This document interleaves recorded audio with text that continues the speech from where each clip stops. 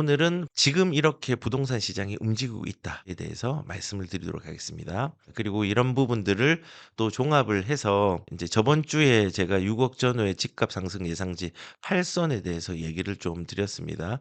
4억짜리도 있고 5억짜리도 있고 9억짜리도 있고 여러 가지가 있지만은 집값 예상지가 왜 예상이 되는지에 대한 부분들도 말씀을 드린 영상이 있으니까 필요하신 분들은 챙겨 보셨으면 좋겠습니다. 그리고 지금 시장은 이렇게 움직이고 있습니다. 어떻게 움직이고 있냐 분위기가 5월 9일 양도세 중과가 시작이 되었죠. 비록 2027년도에 또 한 번의 유예가 됐습니다. 2027년도에는 뭐 5%, 10%두 채 기준으로 10%만 중과하겠다. 그 다음에 세 채면 10%, 그 다음에 15%만 중과하겠다. 그리고 2027년도까지 장특공에 대한 부분들 내가 건드리지 않을 테니까 너희들 2017년까지는 물량 좀 내놔라고 유순하면서도 폭력적인 세금 정책들을 만들었습니다. 자, 그리고 5월 9일에 양도세 중과가 시작된 이후에 시장은 어떻게 변했는지 아십니까? 지금 여기 읽어볼게요. 5년 만에 최대폭 상승 언제? 6월. 6월이니까 5월 9일 양도세 중과 이후부터는 매물이 내놨잖아요. 매물을. 우선은 5월 9일 이전까지 매물이 나왔어요. 그러니까는 사람들이 우리 잼통 잘한다. 야, 우리 잼통이 지금 강남 가격 잡고 있어. 물량이 지금 쌓이고 있잖아. 너희들이 이제 끝난 거야라고 얘기했는데 딱 5월 8일이 지난 다음에 실제로 매물이 급감하고 매물 잠김 현상들이 일어났습니다. 그리고 가격을 잡았냐? 못 잡고 가격이 그 6월 달에는 5년 만에 최대폭으로 상승했습니다. 여기 보면은 2021년도 6월이 2.44였는데 그때가 급등기였죠. 그 이후에 5년 만에 이번 6월이 가격 상승폭들이 서울이 컸다. 그때는 코로나로 유동성이 있었고 지금도 유동성이 있지만 저금리였죠. 그 다음에 수급 불균형이 있으면서 집값 빠르게 올랐는데 이때 2021년 6월 달이 2.44%로 굉장히 많이 올랐습니다. 근데 월 단위입니다. 월 단위. 6월이 2.44고 지금 오른 거는 2.5입니다. 그러니까는 2.5%가 더 크죠. 이때보다 더 크게 올랐다는 거죠. 그리고 생활권별로 동부권, 그러니까 하급지들이 좀 있죠. 2.74. 제일 많이 올랐네요. 그 다음에 서부권 2.73. 여기도 굉장히 많이 올랐네요. 오히려 동남권이 3위. 그 다음에 서남권이 2.41%, 도심권이 5.7%. 되게 많이 오른 겁니다. 한 달 동안에. 상승폭으로 보면은. 근데 5월 9일 양도세 중과가 효과는 있었다. 언제까지? 5월 9일 이전까지 매물을 냈으니까. 그리고 이때 거래한 사람이 있었는데 이 사람들은 지금 땅을 치고 후회를 하죠. 왜냐하면 이번에 또 유예를 했잖아요. 땅을 치고 후회를 합니다. 그리고 이 거래를 마친 사람들은 이 정부 말 믿고 혹은 무서워서 했는데 지금 2, 3억 더 올라가지고 간접적 피해와 배아픔을 가지고 있는 사람들도 꽤 있습니다. 결국은 효과를 단기적으로 중지시킬 수 있었지만은 이거를 본질적인 해법을 내지는 못했고요. 지금 5월 9일 중과 시작 이후의 시장은 6월 달 2.5%가 많이 올랐습니다. 이게 2021년도 6월이 많이 올랐는데 그때 이후 5년 만에 가장 큽니다. 이거 부동산원 기준인데 부동산원 기준 말고 KB 기준으로 하면은 조금 차이는 있지만은 공통점은 많이 올랐답니다. 양도세 중과 이후에. 규제가 시장을 어떻게 만들었을까요? 시장을 브레이크를 잡지는 못했습니다. 저는 개인적으로 유예라든지 제가 이 얘기를 많이 했지만요.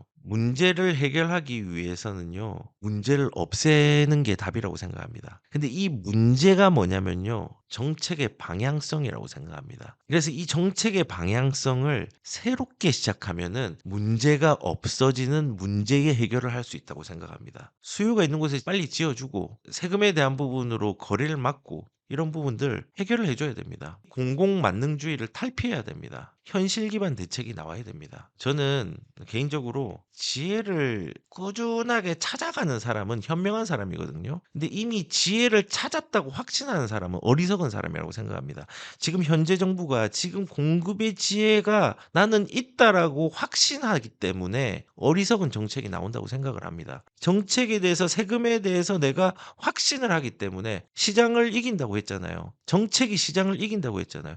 그런 확신이 있기 때문에 어리석은 정책이 나온다고 생각합니다. 지혜로운 사람은요. 지혜를 찾는 사람이지 지혜롭지 못한 사람은요. 이미 지혜를 찾았다고 확신하는 사람입니다. 어리석은 정책들이 계속해서 유예를 통해서 중과를 통해서 거래 제한을 통해서 공급 막힘 현상을 통해서 계속 나오고 있다고 생각을 합니다. 5월 9일 양도세 중과 시장 이후에는 이렇게 상승을 했습니다. 시장의 흐름이 이렇습니다. 지금 부동산 시장이 규제 이후에 이런 식으로 움직이고 있습니다. 그리고 세제 개편과 공급 대책 이후에 시장은 어떻게 흘러가고 있나? 서울의 매물은 8.7% 늘었습니다. 매물 늘었네요. 우리 5월 9일 이전에 매물 늘었습니다. 늘었죠? 그 다음에 서울 아파트 지금 세제 개편 공급 대책 이후에 매물 늘었습니다. 공통점입니다. 강남은 쌓이고 근데 중저가는 뛴다.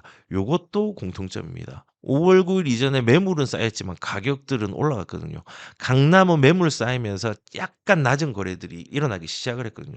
또 비슷한 현상이 일어나고 있습니다. 새벽 개전 이후에 매물 9%대 거의 가까이 증가를 했지만은 강남구는 매물이 2,500건 정도 증가. 강남 소초 집값 2주 연속 하락. 한국부동산원 기준입니다. 부동산원. 근데 KB 기준에서는 강남만 가격이 조금 하락을 했습니다. 근데 반면에 중저가 지역은 대체로 매물이 증가가 제한이 되었고 그리고 서울의 주택의 지역별 온도차는 뚜렷하게 느껴진 뚜렷하게 내요. 강남은 빠지고 그다음에 강북권은 이렇게 지금 되고 온도차가 납니다. 옛날에 2023년도, 2024년도는 요거에 반대되는 상황이었습니다. 근데 지금은 또 바뀌었습니다. 매물 늘어나고 있습니다.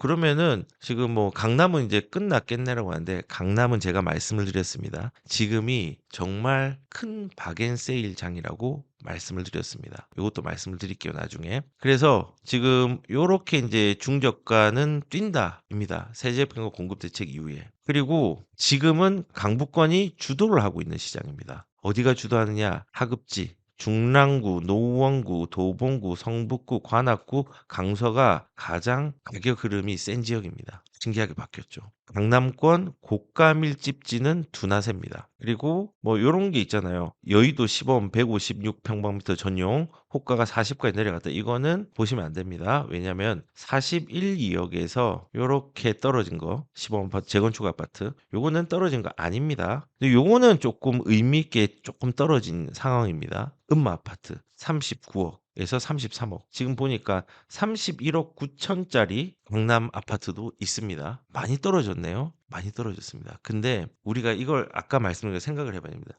마포 프리스턴지 자이 저번에 비유했잖아요. 걔가 호가가 31억입니다. 최대 당하는 호가가 물론 거래는 지금 안 되겠지만은 근데 음마 아파트가 31억 9천입니다. 가격이 비슷해요. 제일 안 좋은 게 31억 9천. 제일 좋은 게 마포 프레스틴지 자이는 32억 가까이 되니까 호가가 어떤 거 사겠습니까? 음마를 사죠. 지금 이걸 우리가 어떻게 해석을 해야 되냐면요. 지금 현재의 고가 밀집지 중에서 가격이 떨어진 거는 엄청난 기회입니다. 수요가 많은 지역에 가격이 속된 말로 박앤세일을 하는 구간에 왔습니다.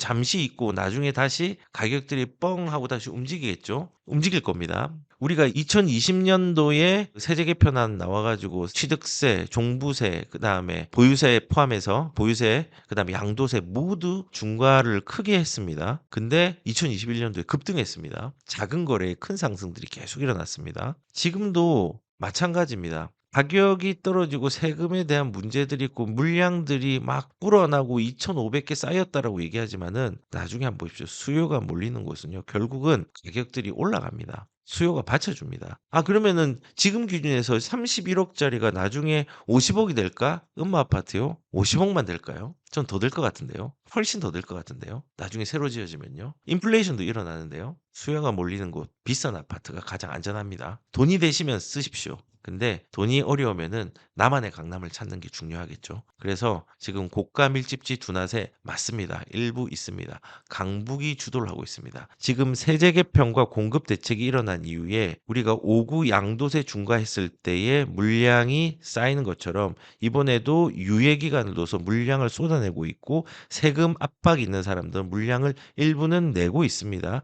요거 인제 소진이 되면은 이제 또 가격들이 올라갑니다. 지금 시장 상황을 좀 한눈에 보면요. 이런 겁니다. 지금 강북권이 주도를 하고 있는 게 여기 2025 월부터 8 월까지 지금 현재까지 보면은 요 지역들이 올라간 게 보이죠. 강남, 서초, 용산 빼고는 좀 많이 올랐습니다. 물론 강남, 서초 올랐습니다. 그리고 6 월부터 현재 2 달간, 여기는 석 달간이죠. 2 달간을 보면은 여기를 제외한 나머지 부분들이 좀 올라가고 있는 게 보이죠. 누적입니다, 누적. 그리고 여기 보면은 인제 표시가 납니다. 7 월부터 현재까지 보면은 요런 영등포, 그다음 구로, 그다음에 강서. 강서도 지금 세게 나오죠. 서대문, 종로, 성북, 노원, 중랑, 동대문 요런 데들 중하급지들이 세게 나오죠. 여기 보면은 지금 현재도 중하급지들이 우위에 있습니다. 그리고 지금 보면은 서울은 상승 유지, 경기로 이동이 심화되고 있다고 했는데 실질적으로 서울이 딱 있으면은 서울의 한강벨트 주변으로 그다음에 퍼지고 그다음에 서울에 인접한 지역들로 가격들이 움직이고 있습니다. 보시면 그중에서 남부권이 좀 우세하죠. 반도체 벨트 중심으로 이렇게 움직이고 있습니다. 그리고 서울 중심으로 아까 전에 매물이 쌓인다고 했는데